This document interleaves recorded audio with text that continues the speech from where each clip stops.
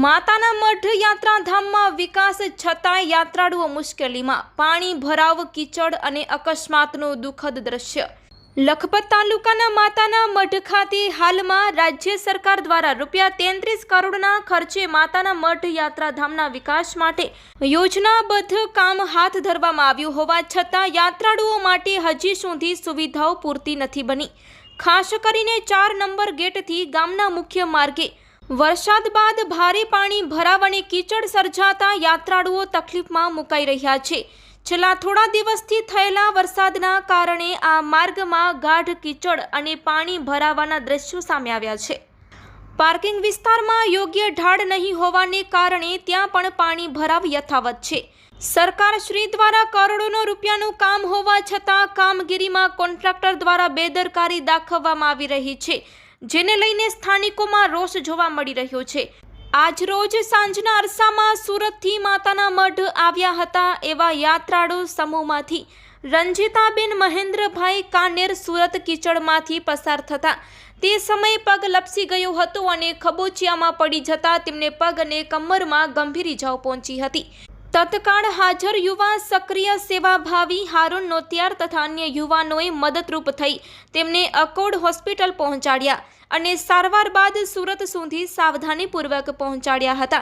Eco વાહન પર રાહત ઉપલબ્ધ કરાવ્યું ત્યારે સ્થાનિક લોકો અને યાત્રાળુઓમાં આ ઘટના બાદ ઊંડી ચિંતા છે। લોકો સરકાર અને અધિકારીઓ પાસે માંગ કરી રહ્યા છે કે કામની ગુણવત્તા તપાસવી જોઈએ, જવાબદાર કોન્ટ્રાક્ટર પાસેથી જવાબદારી નિર્ધારવી જોઈએ, યાત્રાધામ વિકાસ અંતર્ગત પાયાની સુવિધાઓ યોગ્ય રીતે આપવામાં આવે, નવા સરપંચનો ઝડપી પ્રતિસાદ। હાલમાં ચાર્જ પામેલા નથી એવા નવનિયુક્ત સરપંચશ્રીએ પણ પરિસ્થિતિ નિહાળી તાત્કાલિક મશીનરી દ્વારા રસ્તા સુધારવાની કામગીરી શરૂ કરાવેલ છે। નવનિયુક્ત બોડીના સભ્યો ગ્રામજનો પણ આ સેવા કાર્યમાં સામેલ થયા છે। જાગૃત યાત્રાળુ દ્વારા સરકારી તંત્રને ખાસ અપીલ કરવામાં આવી છે કે માતાના મઢ યાત્રાધામમાં આવનારા હજારો યાત્રાળુઓ માટે પાયાની સુવિધાઓ યોગ્ય રીતે કાર્યરત રહે તે માટે સરકાર શ્રી, જિલ્લા તંત્ર અને વિકાસ વિભાગે તત્કાલ પગલાં લેવા જરૂરી બન્યું છે। Report by Adam Notiyar, bureau chief, Lakhpat તાલુકા।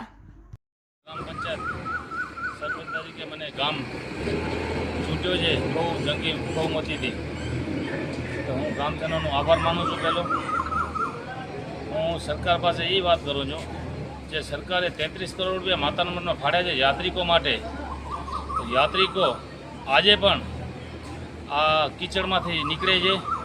તો હું સરકારશ્રીને એ કહું છું માતાના મઢ ગ્રામ પંચાયતના મેન બજાર, મેન 4 નંબર ગેટથી ગ્રામ પંચાયત સુધી જે રોડનું કામ બાકી છે એ જલ્દી અમને પૂર્ણ કરી આપે।